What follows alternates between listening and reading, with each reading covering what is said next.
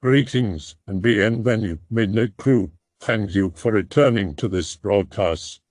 And welcome to new viewers joining us for the first time.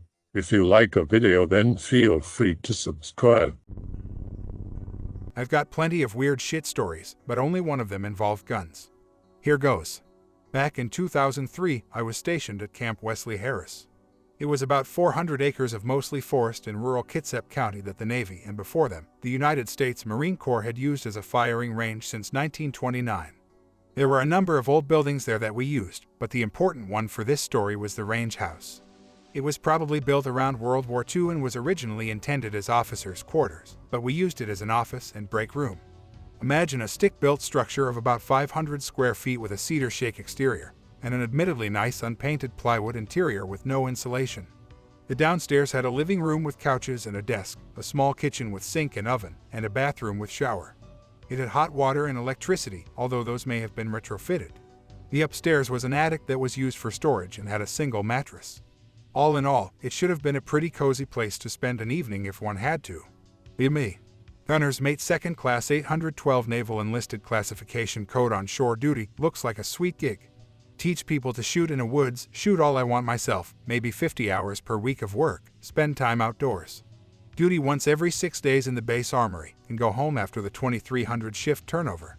Chief wants duty personnel to spend the night at the camp. Worried that someone will break in and steal stuff.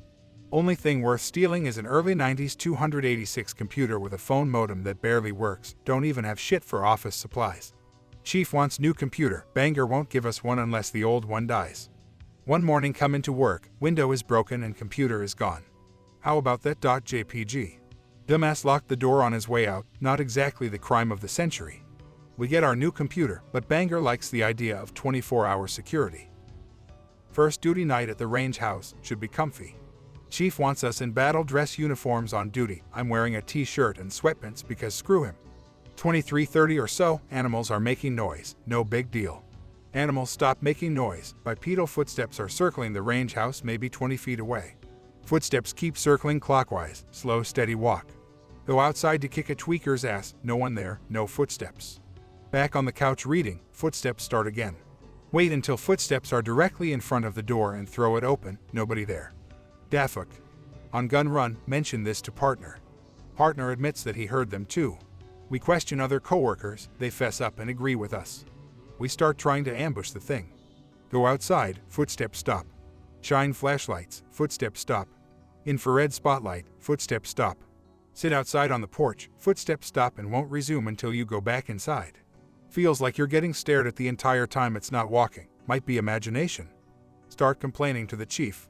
He says that he's okay with us checking out weapons since we're on duty. Guy probably didn't want us bringing our own guns, which some of us were already doing. Check out M11. It had night sights, weapon lights weren't a thing back then, and 3 magazines. Still don't sleep. Folks start bringing out bigger guns. R brings M14, still trying to convince himself it's a bear. B brings M16A3 with M203. Didn't strike me as a good idea, but whatever. T thinks it's a tweaker, she goes for M500. W, our local problem child with no impulse control, brings M60 with a belt. We expect range house to be a burning wreck the next day, but for once in his life, he kept it together. The footsteps won't stop. Chief retires. New chief that relieves him is a complete piece of shit, but at least agrees that the overnight watches are retarded and secures them. New facility goes online in Bangor in 2005. We shift operations there. Navy tears down the range house later in 2006. Navy builds a shoot house a few years later, tears down most of the rest of it. Place is mostly derelict now. I've half a mind to drive up there one night to where the range house used to be and see if that invisible cocksucker is still walking in circles. Not the most exciting story, but unlike most Greentexts, this one happened. Dick related has a yellow dot where the range house used to be, for the curious. Dick in the original post was before my time, but I think the building behind him is still there. If it's not, it was in 2003.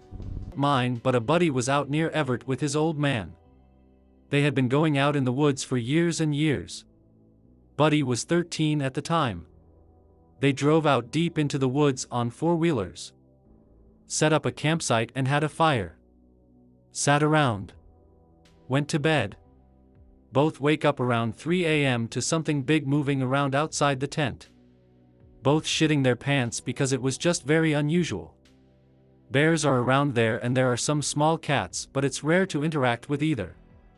Dad and son lay awake with the 12 gauge at the ready until they eventually fell asleep. Which is nuts to me. I would not sleep.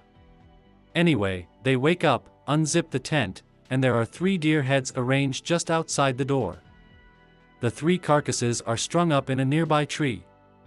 Dad cannot determine how the deer were brought in. 0 drag marks. No blood. Noped out of there, and I'm not sure they ever even reported it. I was a private security guard during the riots of 2020. Not going to greentext it because I'm bad at it. We were on the first floor of an office building that also had a small bank. I showed up to work just as things were getting nasty. Lots of dickheads on the street yelling at passing cars and throwing rocks. There had been other protests in the city in years past, and we thought these were going to blow over as well, but things only got worse as the day went on. My shift was from 2 to 10 p.m., and I got to the office to grab my plates, sidearm, and some other crap. At the time I was convinced COVID was a lot deadlier than it was, so I was walking around everywhere with my M40 gas mask on. It was probably overkill, but I was very thankful I brought it with me. My coworkers didn't like the fact that I wore it all the time, although one guy named Jim thought it was funny. He always called me Darth Vader. There were 6 of us at this location this evening, a little more than usual, but considering the circumstances it was understandable why we had that many guys there. Our officer was a no-nonsense guy named Rob, former cop and a bit of a dickhead, but he loved talking about old country music. He always played Johnny Cash on his phone, out loud. De facto second in command was Jim, an older guy, probably in his 50s or 60s. He was in the army when he was young and the nicest guy, always amicable to just about anyone, even people we caught trespassing. There were 2 black guys there as well, the only ones in the company and generally kept to themselves. There was one other guy my age, a guy who just got out of the army and looked like a shorter, uglier version of Johnny Depp. I forget his name, he was always kind of a dick and smelled like booze or cigarettes. And then there was me, the weird young guy who started wearing a gas mask ever since the pandemic started. The shift was pretty normal at first, a lot of sitting on our ass and doing nothing because no one was coming into the office because the plague. After the sun went down, things started to get weird. We get a lot of people yelling at us from the street. I was taking a shit in the restroom at the time when I heard one of the windows break and I could hear Rob and one of the guys yelling. After finishing my shit and making my way back to the front of the building, I noticed that one of the big windows was broken and glass was all over the floor. Rob was yelling at the guys to contact dispatch and the cops, and Jim was outside the window looking down the street, smoking a cig. Rob then started to yell at me to stand outside with Jim to keep them away. I casually sort of stepped through the big broken window and onto the street next to Jim, and it seemed like the entire area had changed. I could hear police sirens off in the distance, and the street was filled with people running around busting windows and knocking over trash cans. We stood out there for maybe 15 minutes before the same group came running past us, yelling about how they're tear-gassing people. Jim didn't seem to care too much about this, and I thought it was kind of funny at first. Eventually Rob showed up in his pickup truck with a sheet of plywood. I don't know when he left, but we sort of attached it to the broken window and went back inside. He also brought 2 R-15 seconds with him and a handful of magazines, and handed these out to one of the guys and Johnny Depp. He then turned to me and told me to get that stupid thing off. We might have multiple contacts here soon. I told him to go fuck himself, as per usual, since I was still paranoid about the plague. As soon as I said that, we started hearing what sounded kind of like gunshots and a lot more yelling from outside. A bunch of guys in hoodies and Antifa-style clothes started running past the window, yelling and beating on the windows. We saw a few of them fall to the ground, only to get dragged off by their fellow informed citizen, or just sit there and lie motionless. This really freaked out the guys and Johnny Depp, who drew and chambered their guns. Why they weren't chambered before, I don't know. The next few moments were almost like a movie. One in a black coat came up to another tall window behind where Johnny Depp was and smashed it with a club of some sort, and all this glass rained down on him. Johnny then proceeds to fall to the floor, dropping the rifle, and starts grabbing at his face, screaming. One runs off and I start yelling at him to freeze, and I run out the window to go get this guy before Jim grabs my shoulder and starts yelling at me to let him go.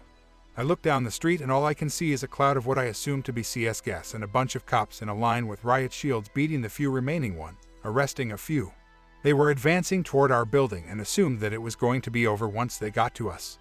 I reluctantly step back inside and tell Jim we should have shot the guy. Rob is cleaning up all this blood on Johnny Depp's face. His face looks like he's been cut to ribbons. One of the guys is nowhere to be seen, the other is looking out the window, and he's on the phone with either his girlfriend or wife. Jim seems mostly unfazed by the whole event, and no one really talks for the next few minutes until the CS gas starts to leak into our building, causing everyone but me to start coughing. They all rush deeper into the building to an interior stairwell, but I sort of stay behind, out of curiosity and a misplaced sense of duty. It was almost ethereal, the amount of gas that was in the building and street. The air was all foggy, and it made the light coming from the ceiling and from the street all strange, like it formed rays and weird shadows. I draw my own weapon at this point and walk up to one of the windows and poke my head out the window, only to come face to face with the biggest cop I have ever seen.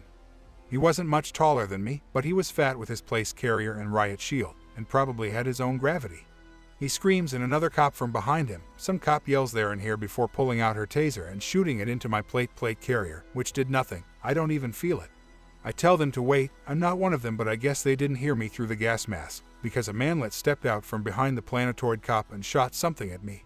I don't know if it was a rubber bullet or a beanbag out of a shotgun, or even a 40mm grenade, but it knocked me off balance and I fell on my ass and dropped my pistol in the process.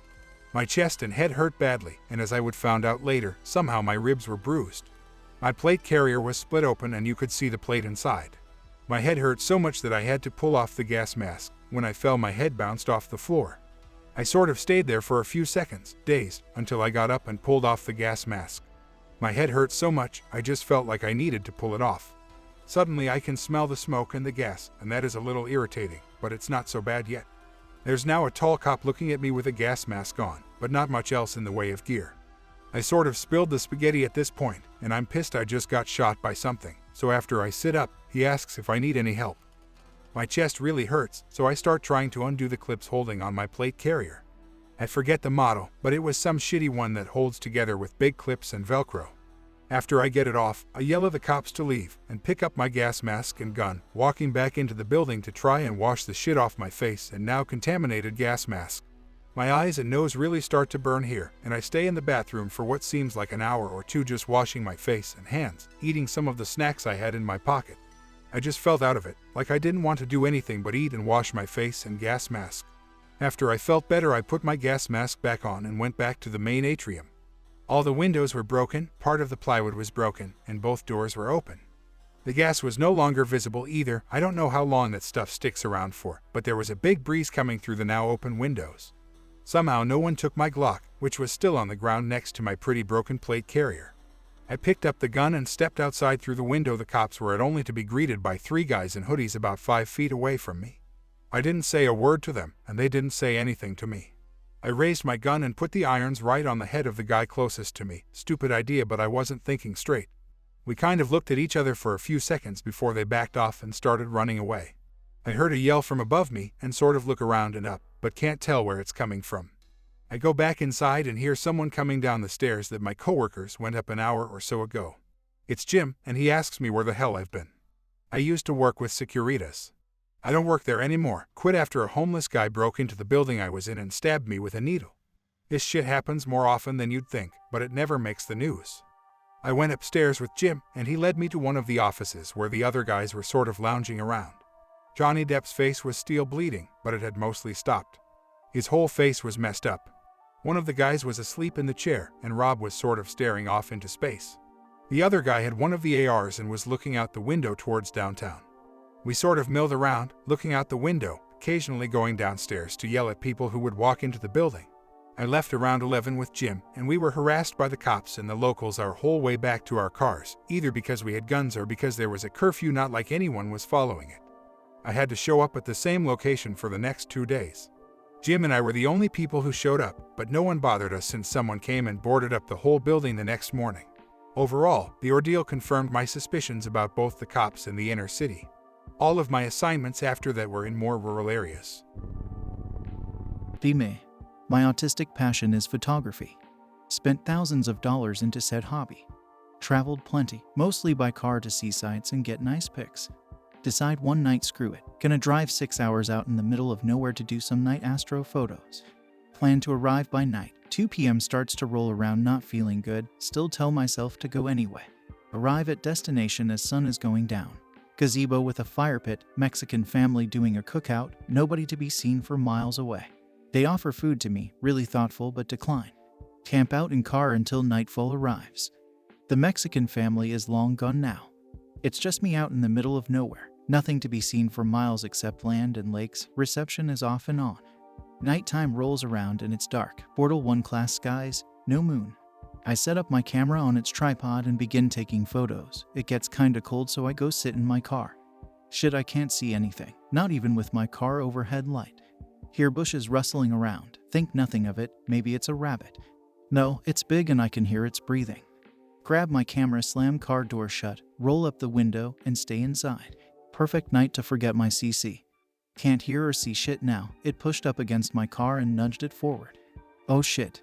It goes behind my car, still can't see. Decide I'm leaving.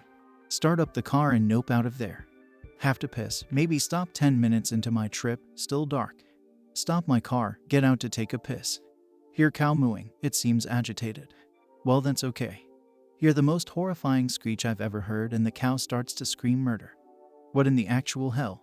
Actually get scared as I hear this cow screaming murder. Push my piss out. Get in car and speed off at 100 miles per hour. I hardly go out in the night after that. My last night adventure, I had an animal stalking me in the mountains, trees, and I could see its eyes reflecting from my light. I hope that you enjoyed tonight's broadcast. If you enjoyed tonight's story, then please subscribe to the channel, as more green texts will appear daily. A new broadcast will appear when the clock strikes midnight Central Time.